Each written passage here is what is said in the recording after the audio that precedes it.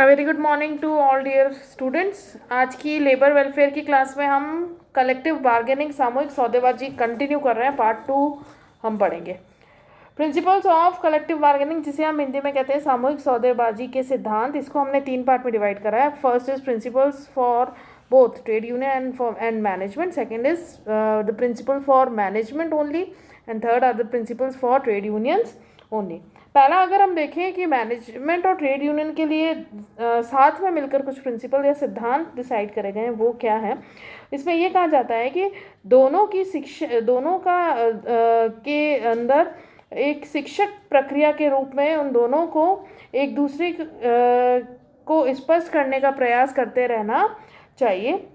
उसके साथ साथ एक कॉम्प्रोमाइज़ या समझौता करने की फीलिंग दोनों के बीच में होनी चाहिए। सम्मान का भाव उन्हें रखना चाहिए और उसके साथ साथ सौदेबाजी की भी उनमें इच्छा होनी चाहिए। और उसके साथ नेतृत्वकारी व्यक्ति, ईमानदार, योग्य एवं उत्तरदायी, ऐसे कुछ कैरेक्टरिस्टिक्स हैं जो उनमें पाए जाने ज़रूरी हैं। उन्हें कानून की भी सतर्कता से पालन करना ज़रूरी है। उसके साथ साथ श्रम के जो मूल्य का अन्य मूल्यों के साथ समुचित समायोजन करने की उनमें कला होनी आवश्यक है। उसके साथ अगर हम देखें नेक्स्ट प्रिंसिपल्स फॉर मैनेजमेंट, प्रबंधकों के लिए केवल क्या सिद्धांत है। सब पहला है श्रम नीति का विकास करना। उसके साथ साथ श्रम संघों को उन्हें मान्यता देनी चाहिए। नियमों और विनियम जो होते हैं उनका पुनरावलोकन करना ज़रूरी है। उसके साथ साथ उचित व्यवहार रखना ज़रूरी है। जो भी ग्रीवियंसेस या परिवेदनाएं होती है उसे हल करते रहना चाहिए और जल्द से जल्द हल करना चाहिए। बहुसंख्यक सदस्यता को प्रमाणित करने वाले श्रम संघों से भी उन्हें वार्ता करते रहना चाहिए और सामाजिक जो प्रभाव होते हैं उनके ऊपर भी विशेष रूप से ध्यान देना उन्हें आना चाहिए। फिर हम कहते हैं श्रम संघ या ट्रेड यूनियन के लिए क्या सिद्धांत है। पहला है जिसमें हम देखते हैं कि जो संगठित श्रम को प्रदत्त अधिकारों की दृष्टि से यह आवश्यक है कि वे श्रम संघों को अपनी संस्था में शोरगुल अथवा अप्रजातांत्रिक व्यवहार नहीं करने दें। उसके साथ हम ये कहते हैं कि कार्यदशाएं प्राप्त करने का कार्य तक ही अपना ध्यान केंद्रित नहीं करना चाहिए। उसके लिए उन्हें अपव्यय को रोकना, उत्पादन की किस्म व मात्रा को बढ़ाने की में प्रबंधकों की सहायता करनी चाहिए और ऐसी इच्छा रखनी चाहिए। और एवं आर्थिक प्रभावों के बारे में भी उन्हें पता होना चाहिए कि सामूहिक सौदेबाजी नहीं होगी तो उसके आर्थिक प्रभाव क्या होंगे। उसके साथ नियमों एवं विनियमों को हटाने में सहयोग करना चाहिए जो संस्था को की लागतों एवं मूल्यों को बढ़ाती है या उसमें वृद्धि करती है। नेक्स्ट आता है essential for the success of collective bargaining. अगर ये आपको जो पेज है वो क्लियर नहीं है स्लाइड, तो इसको आप जो नोट्स में भेजूंगी उसमें क्लियरली आप उसमें रीड कर सकते हैं। कुछ एसेंशियल्स है कि हम कैसे कलेक्टिव बार्गेनिंग को सक्सेसफुल बनाएं। पहला पॉइंट है सहयोग एवं मित्रतापूर्ण वातावरण होना ज़रूरी है। ध्यानपूर्वक किसी भी चीज़ को सुनना ज़रूरी है। कार्यक्रम के अनुसार काम करना ज़रूरी है। वार्ता उचित समय के अंदर हो जानी चाहिए। मामलों पर पूर्ण जानकारी होना ज़रूरी है। तथ्यपूर्ण वार्तालाप होना ज़रूरी है। प्रिंसिपल्स और स्टैंडर्ड्स जो होते हैं उनको फॉलो करना ज़रूरी है। हड़ताल का भय से हमें कोई भी कार्य नहीं करवाना चाहिए। पक्षपाती समझौता नहीं करना चाहिए। एक समय पर एक व्यक्ति ही बोले या एक टीम ही बोले या प्रतिनिधि ही बोले तो ज़्यादा बेटर है, ज़्यादा आसानी से काम होगा। सबसे पहले हमें विचार करना चाहिए जो हम बात सामने रख रहे हैं उसके ऊपर। राजनीतिक उपदेश को सामूहिक सौदेबाजी से दूर रखना चाहिए। सौदेबाजी की प्रकृति से हमें अवगत कराते रहना चाहिए। समय समय पर जो सौदेबाजी की प्रकृति उससे हमें अवगत रहना चाहिए और कराते रहना चाहिए। जानकारी सामान्य जनता को भी हमें देनी चाहिए। भावनाओं एवं विचारों का आदर करना चाहिए। नियम संनियम एवं न्यायालय के जो निर्णय हैं उनका भी हमें ज्ञान होना ज़रूरी है। फिर हम देखते हैं प्रोसेस क्या है। प्रोसेस को हम टोटल 6 स्टेप्स में डिवाइड करते हैं। आप चाहे तो इसको डायग्रामेटिक प्रेजेंटेशन भी दे सकते हैं। इसका पहला पॉइंट आता है वार्ता के पूर्व का चरण। सेकंड है वार्ताकारों का चुनाव। थर्ड आता है सामूहिक सौदेबाजी की रीति नीति। फोर्थ आता है सौदेबाजी की युक्तियाँ। फिफ्थ आता है अनुबंध और सिक्स्थ आता है अनुबंध का क्रियान्वयन या प्रशासन। पहला हम अगर देखें वार्ता के पूर्ण का चरण, जिसको हम बोलते हैं pre negotiating phase. Pre negotiating phase ये कहता है कि जो सामूहिक सौदेबाजी जब को सफल अगर हमें बनाना है तो प्रबंधकों को वार्ता के संबंध में पहले पूर्ण जानकारी होनी चाहिए, हर एक पहलू को ध्यान से समझना चाहिए, उसका क्या प्रभाव होगा अपने मस्तिष्क में उस चीज़ को स्पष्ट उन्हें रखना चाहिए। उन्हें प्रतिस्पर्धी संस्थाओं की क्रियाओं का भी उन्हें ध्यान या अध्ययन करना चाहिए। उसके साथ साथ उनकी शक्ति का मूल्यांकन भी कर लेना चाहिए। और उनके पास रिप्रेजेंटेटिव यूनियन या बार्गेनिंग एजेंट अगर है तो वो उसको रख सकते हैं। अगर उनको लगता है कि कुछ फ्रिंज बेनिफिट्स या कोई अन्य आर्थिक प्रावधान है तो उसके बारे में भी उनको पूरी जानकारी होना चाहिए। तो ये कुछ स्टेप्स हैं जो कि जब वार्तालाप हो रही है दोनों के बीच में, सामूहिक सौदेबाजी चलेगी उससे पहले की कुछ स्टेप्स है जो फॉलो करना ज़रूरी है। सेकेंड आता है सिलेक्शन ऑफ नेगोशिएटर्स, वार्ताकारों का चयन। अब जब कौन रिप्रेजेंटेटिव कौन होगा या प्रतिनिधित्व कौन करेगा, इसका सिलेक्शन बहुत इसका जब इस व्यक्ति का सिलेक्शन किया जाता है तो वो बहुत ज़्यादा ध्यान से करना चाहिए, क्योंकि उस व्यक्ति के अंदर कुछ ऐसी कलाएं होनी चाहिए जिसके थ्रू वो अपनी बात सामने रख सके और सामने वाले को कि जो सामूहिक सौदेबाजी में वो अपना पक्ष रख रहा है तो उसकी बात को भी समझे और उसके अकॉर्डिंग एक सौदेबाजी पर आए।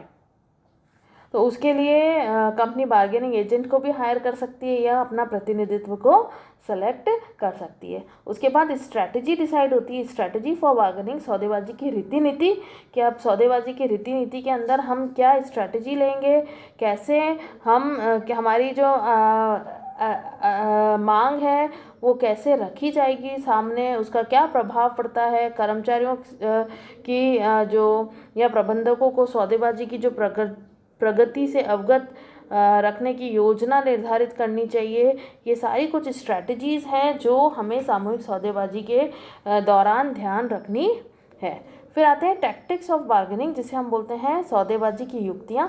टैक्टिक्स की अगर बात करें तो टैक्टिक्स होती है कि सौदेबाजी के दौरान कुछ हमें युक्तियाँ आनी चाहिए, दाव पेच हमें आने चाहिए जिसके थ्रू सौदेबाजी की जो युक्तियाँ हैं जिसके थ्रू हम समझ सकें कि सामने वाला व्यक्ति हमसे क्या अपेक्षा रखता है और वो क्या बात मनवाना चाहता है।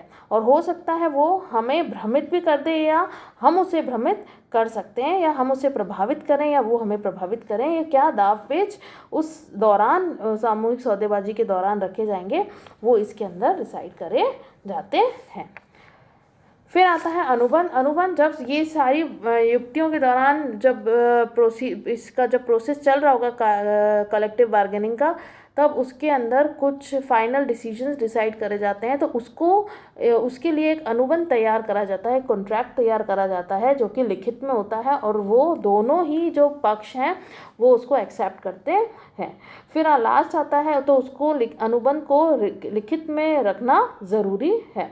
फिर जो भी अनुबंध हुआ है उसका क्रियान्वयन या उसका प्रशासन, उसको इम्प्लीमेंट करना ज़रूरी होता है या उसका एडमिनिस्ट्रेशन देखना ज़रूरी होता है, तो कि वह वैसे ही करा जा रहा है या नहीं करा जा रहा है जैसा कि कलेक्टिव बार्गेनिंग में डिसाइड करा गया था। नेक्स्ट आता है collective bargaining in India. Collective bargaining in India की अगर हम बात करें तो ये कलेक्टिव बार्गेनिंग इन इंडिया जो है वो 1952 में अहमदाबाद मिल मालिक जो थे या टेक्सटाइल लेबर एसोसिएशन जो थी उनके बीच एक सामूहिक अनुबंध हुआ था, जिसके द्वारा यह तय किया गया कि अगले 3 वर्षों तक उनके बीच में आपसी झगड़े या कोई किसी भी तरीके के का डिस्प्यूट नहीं होगा और वो पंच निर्णय के द्वारा निपटाया जाएगा। फिर 1955 में इस अनुबंध का नवीनीकरण कर दिया गया था और 1955 में दूसरा सामूहिक अनुबंध बाटा शू कंपनी ने किया था। तो धीरे धीरे बहुत सारी जो कंपनीज थी उन्होंने इसको आगे बढ़ाया इस कॉन्सेप्ट को, और उसके फ़ायदे या उसके जो बेनिफिट्स हैं वो भी देखे गए। तो फिर सभी ने रियलाइज़ करा कि कलेक्टिव बार्गेनिंग जो इंडस्ट्री है या ऑर्गेनाइजेशन है उसमें उसकी बहुत ज़्यादा आवश्यकता है और उसकी बहुत ज़्यादा इम्पोर्टेंस भी रहती है। अब अगर हम देखें कि 4 इम्पॉर्टेंट इसके अंदर कुछ विधियां हैं जो कि पॉपुलर हैं। पहला है प्योरली वॉलेंट्री बार्गेनिंग, जिसको हम बोलते हैं पूर्णतः स्वैच्छिक सौदेबाजी। ये इसमें विचार विमर्श किया जाता है, अपनी इच्छा से होती है ये सौदेबाजी, और कोई कानून का इसके ऊपर दबाव या नियंत्रण नहीं होता है। सेकेंड आता है bargaining with mediation of conciliation officer. इसके अंदर समझौता अधिकारी के द्वारा जो है कलेक्टिव बार्गेनिंग करी जाती है। थर्ड आता है bargaining with the assistance of conciliation board. इसमें बोर्ड होता है जिसको हम बोलते हैं कंसिलिएशन बोर्ड, समझौता बोर्ड जो होता है उसके द्वारा कलेक्टिव बार्गेनिंग करी जाती है। नेक्स्ट है वॉलेंट्री एग्रीमेंट कम एडजुडिकेशन मेथड, स्वैच्छिक समझौता या न्याय निर्णय विधि। इसके अंदर आपस में ही बैठकर जो दोनों पक्ष होते हैं वो न्यायिक प्रक्रिया जब कोर्ट में चल रही होती है, विवाद चल रहा होता है, तो उसके दौरान वे श्रम न्यायालय, औद्योगिक अधिकरण या राष्ट्रीय अधिकरण जो होते हैं ये उनको अपना केस हैंडल कर देते हैं, और वो जो भी अवार्ड होता है वो या जो भी अधिनिर्णय होता है उसको डिसाइड करके बताते हैं। फिर आता है कॉजेज फॉर डेवलपमेंट की क्या रीज़न था कि कलेक्टिव बार्गेनिंग का डेवलपमेंट हुआ। पहला है वैधानिक व्यवस्था है, कुछ स्टैट्यूटरी प्रोविजंस ऐसे थे जिसकी वजह से कलेक्टिव बार्गेनिंग का डेवलपमेंट हुआ। सेकंड है ऐच्छिक प्रयास, वॉलेंट्री एफर्ट्स, कि श्रमिक भी चाहते थे और प्रबंधक भी चाहते थे कि ऐसा हो। नेक्स्ट है केंद्र सरकार तथा राज्य सरकारों के प्रयास के द्वारा हुआ है। नेक्स्ट है औद्योगिक शांति का प्रस्ताव रहे, इसलिए इंडस्ट्रियल ट्रूइस रिजोल्यूशन की वजह से ऐसा हुआ है। नेक्स्ट है emergence of new generation of enterprises, नई साहसी वर्ग का उदय जब हुआ तब इसकी वजह से भी डेवलपमेंट हुआ है कलेक्टिव बार्गेनिंग का। और लास्ट आता है ग्रोथ ऑफ प्रोफेशनल मैनेजर, जैसे जैसे पेशेवर प्रबंधकों का विकास हुआ है, जैसे CA है, MBAs हैं, CS हैं, ICWA है, वैसे वैसे इसका भी कलेक्टिव बार्गेनिंग का भी विकास हुआ है। फिर आते हैं causes of slow growth. Causes की अगर हम बात करें तो क्या रीज़न है कि फिर उस तरीके से कलेक्टिव बार्गेनिंग का डेवलपमेंट नहीं हो पाया जैसा होना चाहिए। उसके लिए सुदृढ़ श्रम संघों का अभाव पाया गया है। आपसी श्रम संघ में ही आपसी कलह होते हैं, अशिक्षित सदस्य होते हैं, व्यक्तिगत अनुबंध की प्रधानता रहती है, पक्षकारों में अनभिज्ञता रहती है, अनिवार्य पंच निर्णय व अभिनिर्णय या देश पर अधिक बल दिया जाता है, या प्रबंधकों की तानाशाही प्रवृत्ति की वजह से जो कलेक्टिव बार्गेनिंग इसकी ग्रोथ में हर्डल्स पाए गए हैं। उसके साथ साथ पारस्परिक विश्वास या सद्भाव का अभाव और श्रम प्रबंधन के अच्छे संबंधों का भी अभाव इसके पीछे एक बड़ा रीज़न रहा है। अब अगर हम बात करें कि सजेशंस क्या है for the growth of collective bargaining, कैसे उसको हम इम्प्रूव करें, उसकी ग्रोथ हो। सबसे पहले ट्रेड यूनियन स्ट्रांग होनी चाहिए, रिकॉग्नाइज्ड होनी चाहिए, और उसके साथ साथ जो बार्गेनिंग एजेंट है वो भी रिकॉग्नाइज्ड होना चाहिए या स्ट्रांग होना चाहिए। एक्सेप्टेंस ऑफ डेमोक्रेटिक प्रोसीजर्स जो हैं हमें उसको एक्सेप्ट करना चाहिए। प्री ओरिएंटेशन ऑफ आउटलुक हमारा होना चाहिए, जिसमें हम बोलते हैं पक्षकारों के दृष्टिकोण में परिवर्तन आना चाहिए। एजुकेशन एंड ट्रेनिंग होनी चाहिए वर्कर्स की। डिफाइंड स्कोप ऑफ बार्गेनिंग हमें ध्यान में रखना है। नेशनल लेवल बार्गेनिंग या एम्प्लॉयर्स स्ट्रॉन्ग ऑर्गेनाइजेशन होना ज़रूरी है, या विस्तृत सामूहिक अनुबंध जो है वो भी इनकी ग्रोथ में बेनिफिट करेगा। उसके साथ साथ सरकारी नीतियों का समावेश होना ज़रूरी है, और अनुवर्तन बहुत ज़्यादा ज़रूरी है, जिसके साथ साथ कम्युनिकेशन जो है, संदेशों का आदान प्रदान भी कलेक्टिव बार्गेनिंग की ग्रोथ में हेल्प करता है।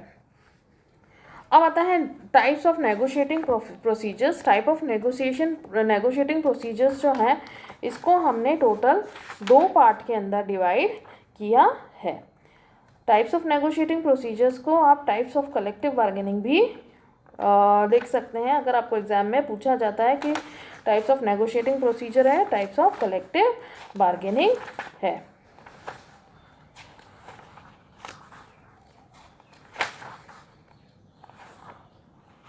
टाइप्स ऑफ नेगोशिएटिंग प्रोसीजर्स में पहला आता है सिंगल एम्प्लॉयर्स बार्गेनिंग, जिसके अंदर जो है एकल नियोक्ता सौदेबाजी का प्रचलन जो है वो अमेरिका एवं भारत में हुआ था। एकल नियोक्ता सौदेबाजी से आश्रय ऐसे सौदेबाजी से है जिसमें एक ही नियोक्ता एवं श्रम संघ के माध्यम से उपक्रम विशेष की मजदूरी दर, कार्य की दशाएं, भत्ते, बोनस एवं रोजगार की शर्तें आदि से संबंधित जो भी मामले होते हैं उन पर विचार विमर्श करता है और उसको समझौता के रूप में लेकर आता है। इसको हम फर्दर डिवाइड करते हैं, इसका क्लासिफिकेशन करते हैं। सिंगल प्लांट बार्गेनिंग में एकल संयंत्र सौदेबाजी, बहु संयंत्र सौदेबाजी। मल्टी प्लांट बार्गेनिंग के अंदर एकल संयंत्र मीन्स सिंगल प्लांट ही है, वहाँ पर मल्टी मतलब वहाँ पर मल्टीपल प्लांट्स के बीच में सौदेबाजी हो रही है, उसके लिए सौदेबाजी हो रही है। उसके बाद है उसके एडवांटेजेस डिसएडवांटेजेस आप पढ़ सकते हैं। उसके साथ है मल्टी एम्प्लॉयर्स बार्गेनिंग, जिसके अंदर बहु नियोक्ता सौदेबाजी करी जाती है, जिसको क्लासिफाई करा है हमने। लोकल लेवल पर भी होती है, रीजनल लेवल पर भी होती है और नेशनल लेवल पर भी होती है, जिसके एडवांटेजेस और डिसएडवांटेज आप देख सकते हैं। अब जो इस यूनिट से आपका इम्पॉर्टेंट जो क्वेश्चन बनते हैं वो है explain the process of collective bargaining, write a note on collective bargaining in India. ये बहुत इंपॉर्टेंट है, कलेक्टिव बार्गेनिंग इंडिया पे नोट लिखिए।